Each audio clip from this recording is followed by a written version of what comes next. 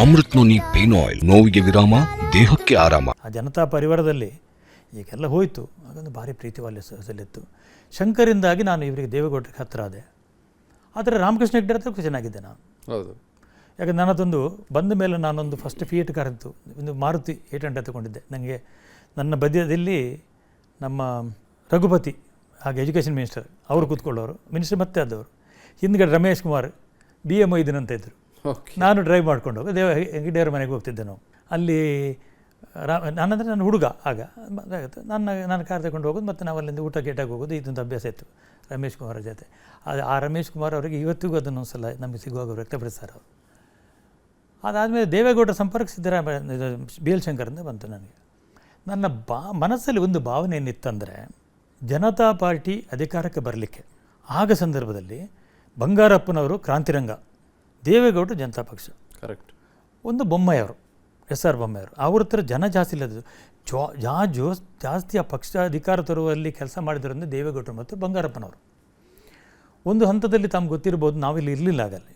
ದೇವೇಗೌಡರ ಜನರಿಗೂ ಬಂಗಾರಪ್ಪ ಜನರಿಗೂ ಮೈಕೈ ಜಗಳನೂ ಆಯಿತು. ಆಮೇಲೆ ಅವರು ಕ್ರಾಂತಿರಂಗ, ಅವರು ಬಂಗಾರಪ್ಪ ಬಿಟ್ಟು ಹೋದರು.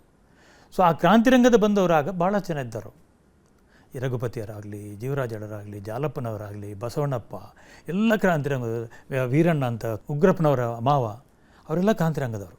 ಆ ಕ್ರಾಂತಿರಂಗದವರು ಜನತಾ ಪಾರ್ಟಿ ಸೇರಿದ್ದಕ್ಕೆ ಆಗ ಅಷ್ಟಾದರೂ ಬಂತು. ಪ್ಲಸ್ ಇವರನ್ನು ತಗೊಂಡ್ರು, ಯಾರನ್ನು ಈ BJP MLAs ಆಗ ಸಪೋರ್ಟ್ ಮಾಡಿಕೊಂಡು ಅಧಿಕಾರಕ್ಕೆ ಬಂತು. ಇದು ಒಂದು ಅಧಿಕಾರಕ್ಕೆ ಬಂದದ್ದು ನಾವು. ಆಮೇಲೆ ಆಗ ನನಗೆ ದೇವೇಗೌಡರ ಬಗ್ಗೆ ಅದೊಂದು, ಅವರು ಹೋರಾಟಗಾರ, ಕೆಳಗೆ ತಲೆಮಟ್ಟದಿಂದ ಬಂದವರು, ಗ್ರೇಟ್ ಫೈಟರ್ ಇವತ್ತಿನ. ಹಾಗಾಗಿ ನನಗೆ ಈಗಿನ ನಾನು ಈಗ ನಡೀತಿರುವ ವಿಚಾರಕ್ಕೆ ಮತ್ತೆ ಕೊನೆಗೆ ಬರ್ತೇನೆ ನಿಮ್ಮ ತಮ್ಮ ಕೇಳಿ ಮಾಡಿದ ಮೇಲೆ. ದೇವೇಗೌಡರ ಬಗ್ಗೆ ನನಗೆ ಏನೂ ಆಗಿಲ್ಲ, ಅವರಿಂದ ಪ್ರಯೋಜನ ಆಗಿಲ್ಲ. ನಾನು ಇವತ್ತಿನವರೆಗೆ ಒಂದು ಬೋರ್ಡ್ ಮೆಂಬರು ಆಗಿಲ್ಲ.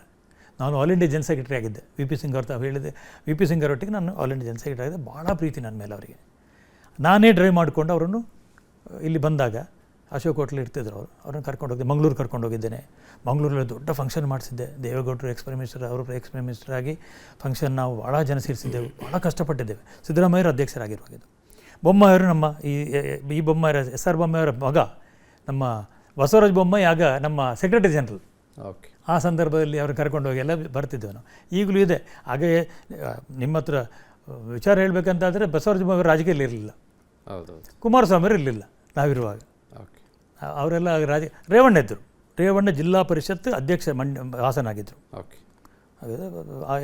ಯಂಗರ್ ಡೇಸಲ್ಲಿ. ಕುಮಾರಸ್ವಾಮಿ ಇರಲಿಲ್ಲ, ಅವರು ಯಾವ ಫಿಲ್ಮ್ ಲೈನಲ್ಲಿದ್ದರು, ಅವರು ಕೊನೆಗೆ ಬಂದವರು.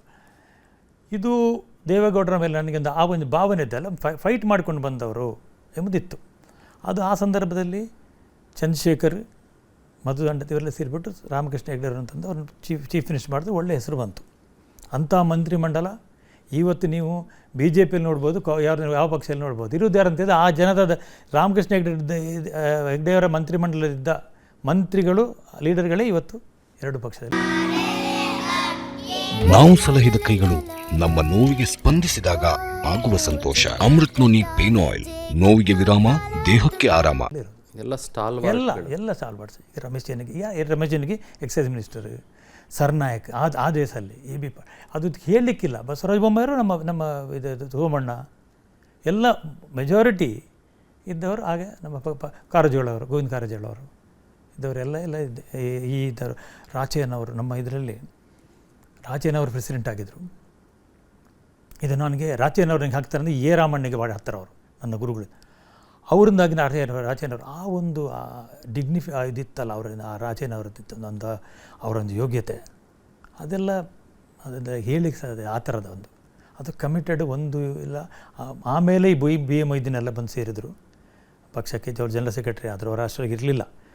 ಅವರು ನಮ್ಮ ಮಂಗಳೂರಲ್ಲಿ ಒಬ್ಬರು ದಾಮೋದರ ಮುಲ್ಕಿ, ಮತ್ತೊಂದು ರೋಡ್ರಿಗಸ್, ಅವರೆಲ್ಲ 4 ಸುಬ್ಬಯ್ಯ ಶೆಟ್ಟಿ ಅಂತ ಒಬ್ಬರು ಎಕ್ಸ್ ಮಿನಿಸ್ಟರ್, ದೇವರಾಜ ಪೀರಿಯಡಲ್ಲಿ ಎಜುಕೇಷನ್ ಮಿನಿಸ್ಟರ್ ಆಗಿದ್ದು, ಅವರೆಲ್ಲ ಆ ಟೈಮಲ್ಲಿ ಮತ್ತೆ ಸೇರಿಕೊಂಡ್ರು. ಅವರೆಲ್ಲ ನಮಗೆ ಚೆನ್ನಾಗಿದ್ದವರು.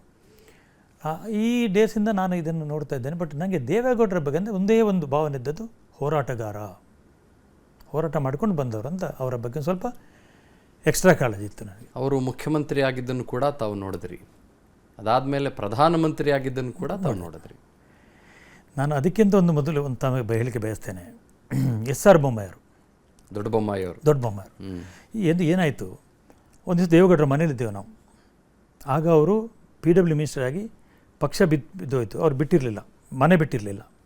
ಅಲ್ಲಿ ಒಂದು ಸಣ್ಣ ಮೀಟಿಂಗ್ ಆಯಿತು. ಸುಬ್ರಹ್ಮಣ್ಯ ಸ್ವಾಮಿ ಆಗ ಅವ್ರು ಬಂದಿದ್ದರು ಅವ್ರ ಮನೆಗೆ. ದೇವೇಗೌಡರು ಮಾತುಕತೆ ಆಗಿ ನಾನು ಹುಡುಗ ನೋಡ್ತಾ ಇದ್ದೆ, ನಾಳೆ ನಮ್ಮದು SJP ಅಂತ ಅನೌನ್ಸ್ ಮಾಡಿದರು. ಆಮೇಲೆ ಸುಬ್ಬಯ್ಯ ಶೆಟ್ಟಿ ಅಂತ ಒಬ್ಬರು ಬೇರೆ ಸುಬ್ಬಯ್ಯ ಶೆಟ್ಟಿ ಇದ್ದರು, ಅವರನ್ನಂತ ಲೇಬರ್ ವಿಂಗದ ಪ್ರೆಸಿಡೆಂಟ್ ಅದು ಇದಂತ ಅನೌನ್ಸ್ ಮಾಡಿದರು.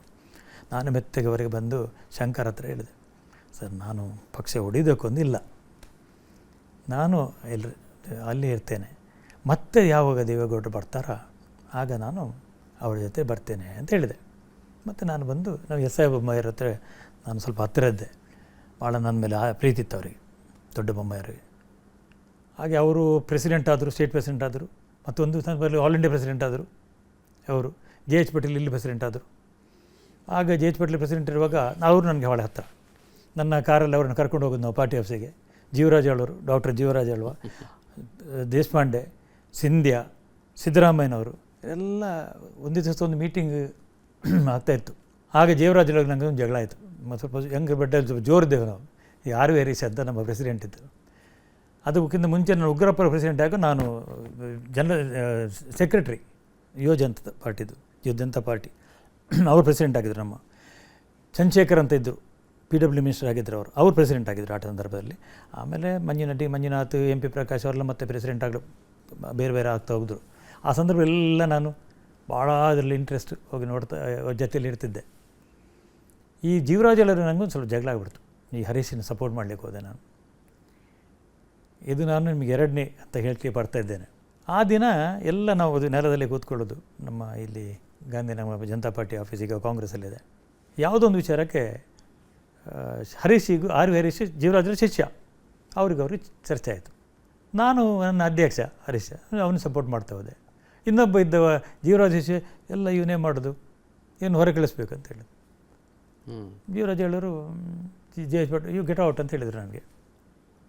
ನಾನು ಹೋಗೋದಿಲ್ಲ ಅಂದೆ.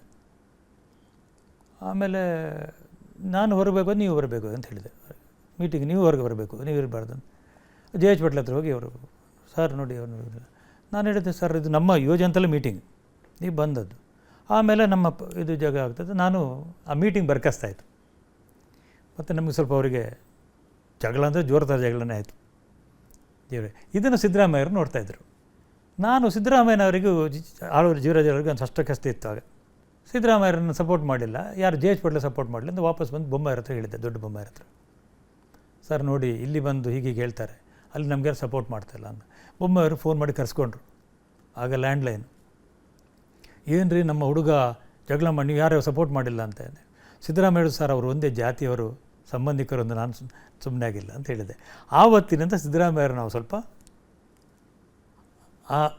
ಹತ್ತಿರ ಆದೆವು.